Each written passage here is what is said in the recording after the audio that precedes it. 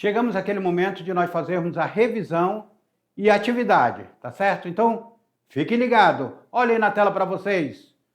Nós estamos na aula falando sobre o segundo ciclo da borracha, sobre a borracha no século XX, aí, o segundo ciclo da borracha, como é que se deu esse segundo ciclo da borracha, como terminou o segundo ciclo da borracha, qual a importância desse período. Primeiro nós vamos ver que na Segunda Guerra Mundial a Malásia ela foi ocupada durante esse período da Segunda Guerra Mundial. O inglês Henry Wickman, que tinha contrabandeado essa semente de seringa para a Malásia e lá plantado e desenvolveu, a borracha brasileira deixou de ser usada. E aí o pessoal começou a buscar na Malásia essa produção. Só que ela caiu na mão dos japoneses na Segunda Guerra Mundial. Segunda Guerra Mundial. E os japoneses proibiram de ser mandado para os Estados Unidos, para a Inglaterra, e eles precisavam muito da borracha. Então é nesse contexto que o Brasil volta a extrair o látex em grande escala. Além disso, o governo norte-americano estava achando que estava muito devagar. Aí ele, em 1942, o Brasil, que precisava fornecer essa borracha para o fronte de guerra e para a indústria norte-americana, em 1942, Franklin Delano Roosevelt e Getúlio Vargas, eles vão assinar o Acordo de Washington. E dentro desse Acordo de Washington fica comprometido a reativação dos seringais da Amazônia. E aí a borracha precisava ser 42 mil toneladas aí de produção da borracha. Então, reativação dos seringais da Amazônia. A Amazônia teve novamente, embora pouco tempo, tá? Porque a guerra ela vai de 1939 a 1945, vai ser basicamente no período da guerra. Houve esse aumento da produção da borracha. Depois vai decaindo, até que hoje tem muitos seringais abandonados aí pela floresta amazônica. Getúlio Vargas minimizou o problema da seca do Nordeste e, ao mesmo tempo, deu ânimo à colonização da Amazônia. Criou-se ainda instituições como o Banco de Crédito da Borracha, que seria transformado em 1950 em Banco de Crédito da Amazônia, criou a Fundação CESP, criou a Companhia de Navegação, criou toda uma estrutura nesse período. E esse cabra que veio para cá do Nordeste extrair borracha, ele vai ser chamado de soldado da borracha. Agora eu estava falando do soldado da borracha, o Bola 7 aqui, que foi uma grande figura, um carnavalesco, que ele vem como soldado da borracha. E esses soldados da borracha, eles perceberam que eles eram vítimas de uma propaganda enganosa dessa ideologia de guerra. Não era nada daquilo que pintavam para ele. Fora que ele recebia o raspador, o machado, a faca de cortar, a poronga dele, tudo que ele recebia, ele estava devendo para o barracão. Tiveram que aprender a cortar a seringa, colher o látex, defumá-lo, transformar em pela, tudo que eles não sabiam fazer. E o governo brasileiro não cumpriu a promessa de reconduzir os soldados da borracha de volta à sua terra. E muitos deles foram abandonados aqui. Não foram reconhecidos como heróis. E a aposentadoria também deles não foi de militar. Então, essa é um pouco da saga deste soldado da borracha. Esse soldado que vem lutar. Esse seringueiro da Amazônia. Um valente, um destemido, que veio garantir o sustento, enfrentando todos os perigos. É os filhos da selva, é o filho da seiva, é Chico Mendes, é Luiz Cipriano e outros que vieram extrair o látex. Faça agora a atividade de vocês que eu já volto corrigindo ela.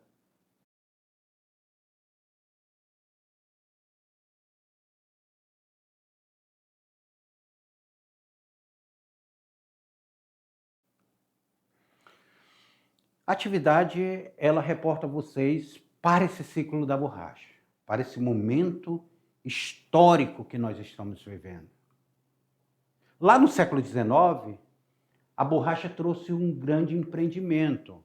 A borracha do século XIX, que vai ser o grande auge dela, e ela vai de 1872 até 1920, lembrando, depois de 1912, começa a decair, 1920 basicamente para de se produzir aqui, os seringais eles são meio que abandonados, porque não era mais lucrativo. Agora ele volta a ter novo fôlego. Lá no momento, no século XIX, Manaus é construída com base na borracha, Belém é construída com base na borracha. A estrada de ferro Madeira Mamoré, ela tinha como objetivo escoar a borracha daqui da Amazônia. O Acre, houve uma guerra no Acre por causa da borracha. O Acre passa a ser do Brasil por causa da borracha. Mas agora, nesse segundo ciclo, nós vamos ver a Amazônia respirando novamente com esse extrativismo, mas que durou pouco tempo, só o período da guerra. Vamos ver a atividade como ficou na tela para vocês? O inglês Henry Wickham foi o autor do furto de milhares de sementes de seringueiras da Amazônia e um dos responsáveis pela decadência do primeiro ciclo da borracha no Brasil. Ele levou sementes da seringueira para serem cultivadas aonde?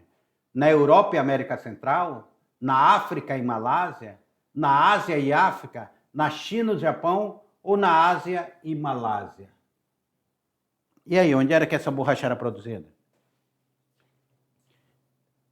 O mundo ele é uma esfera.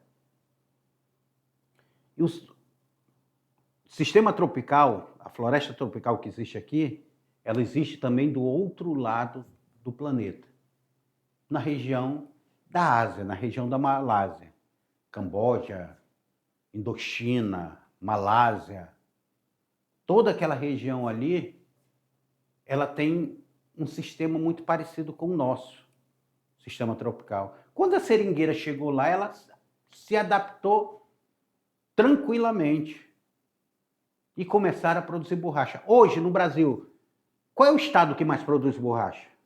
Um quiz aí rapidinho, você sabe? Qual é o estado que mais produz borracha no Brasil? O que vocês acham? O estado que mais produz borracha no Brasil se chama São Paulo. Por incrível que pareça, mesmo tendo um monte de seringueira na Amazônia.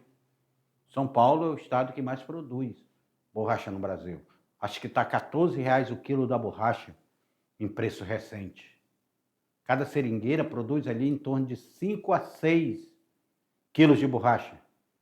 E São Paulo é o maior produtor de borracha hoje do Brasil. Com essa taxação, os pneus nacionais, eles estão ganhando, deram preço para a borracha. E a borracha ela deu uma subida um pouco de preço. Ano passado era R$7 o quilo da borracha. 6 a 7 reais. Esse ano deu uma melhorada. Mas esse inglês contrabandista, Henry Wickham, ele vai levar para a Ásia, lá para a região da Malásia, a borracha. Por isso que a letra correta é a letra E, Ásia e Malásia. Ele leva para lá a borracha. Vamos para a próxima. Olha aí que fala a próxima. O Brasil, depois de 1913, viu a produção da borracha declinar, mas nos dias da Segunda Guerra Mundial, voltou a produzir em grande escala.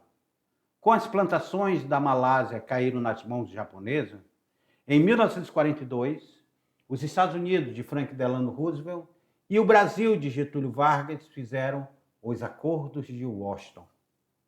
Qual era o compromisso assumido pelo Brasil? O que o Brasil se comprometia com esses Acordos de Washington? O Brasil comprometia-se a mandar soldados da borracha para o fronte na Itália? O Brasil se comprometia em não fazer nenhum acordo econômico com a Alemanha e Japão e mandar nordestino para os seringais da Malásia? O Brasil comprometia-se a reativar os seringais através de uma operação conjunta com os Estados Unidos para a obtenção mais rápida da borracha? Os Estados Unidos se comprometiam em financiar a siderurgia de Volta Redonda e o Brasil comprometia-se a produzir aço para a guerra?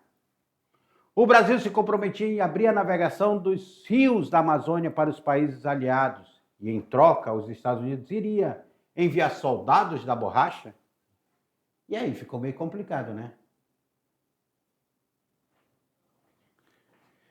O acordo é entre dois países, então eles vão fechar o acordo. Então, envolve o Brasil e envolve os Estados Unidos. Eles se juntaram, os Estados Unidos, o Brasil, eu financio você a levar pessoas para a Amazônia para extrair o látex. Getúlio Vargas, quando olha o nordestino na seca do Nordeste passando fome, ele disse, eu vou pegar esse nordestino e trazer para a Amazônia.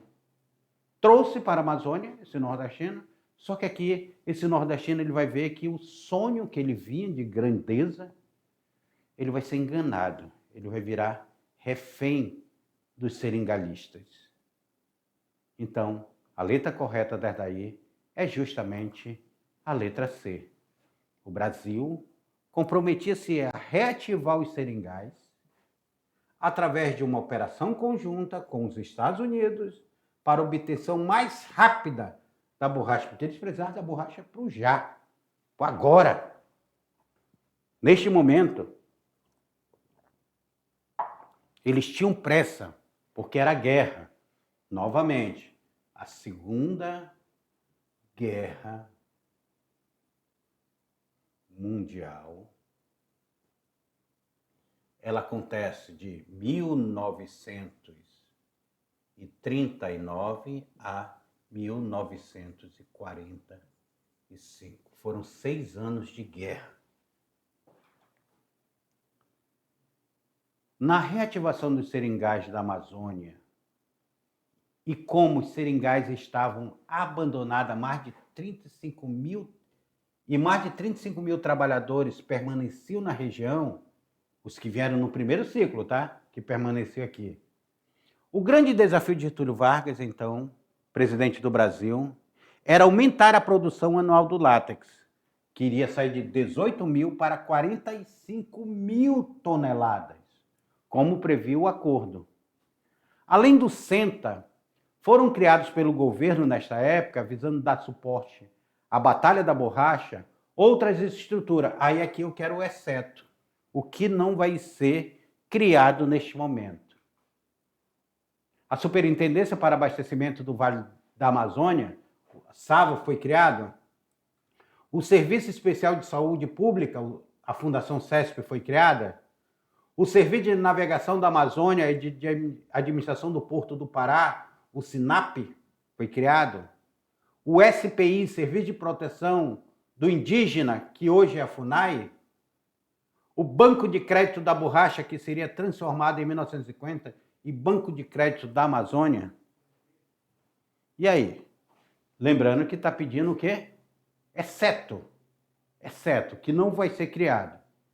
E eu digo para você, Marechal Rondon, em 1910, isso é segundo ciclo da borracha, 1910, ou é primeiro ciclo da borracha?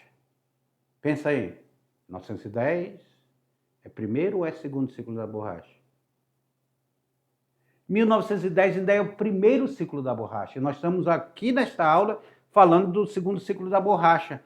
E o Rondon, em 1910, lá no primeiro ciclo da borracha, cria o Serviço de Proteção ao Índio, que era chamado Serviço de Proteção ao Índio, que era utilizado esse nome na época. Até coloquei aqui na questão o Serviço de Proteção aos Indígenas, mas o nome era Serviço de Proteção ao Índio, que foi criado naquele momento. Que hoje a gente não utiliza mais essa palavra índio. Já falei em outras aulas para vocês. Mas ele cria em 1910 o SPI, que vai se transformar na Fundação Nacional dos Povos Indígenas, que é a FUNAI hoje. Ele cria para proteger, mas ele não tem nada a ver com esse segundo ciclo da borracha. Então, o que está errado nessa daí, na tela para vocês, é justamente a letra D, o SPI, Serviço de Proteção do indígena, que hoje é a FUNAI, lembrando. Além do SENTA, foram criados pelo governo nesta época, que é a época do segundo ciclo da borracha, visando dar suporte à Batalha da Borracha, outra estrutura, exceto o Serviço de Proteção ao Indígena, que hoje é a FUNAI. Última questão. Milhares de trabalhadores de várias regiões do Brasil foram compulsoriamente levados à escravidão por dívida e à morte por doença, para os quais não possuíam imunidade. Só do Nordeste foram para a Amazônia 54 mil trabalhadores, só do Nordeste, sendo 30 mil desde aqui vieram do Ceará. O que aconteceu com esses trabalhadores após o fim da Segunda Guerra Mundial e o fim desse segundo ciclo da borracha? Esses trabalhadores foram reconhecidos como grandes heróis de guerra e, assim como os pracinhas receberam várias homenagens, o governo brasileiro não cumpriu a promessa de reconduzir o soldado da borracha de volta à sua terra, nem foram reconhecidos como heróis e tampouco tiveram aposentadoria equiparada dos militares. Os trabalhadores preferiram ficar na Amazônia por terem se encantado com as terras e com o trabalho que desenvolviam. Viraram heróis locais e o soldado da borracha ganhou uma estátua em cada capital por onde eles foram levados. Quase todos morreram de doenças tropicais e os que sobreviveram voltaram para sua terra natal. E aí?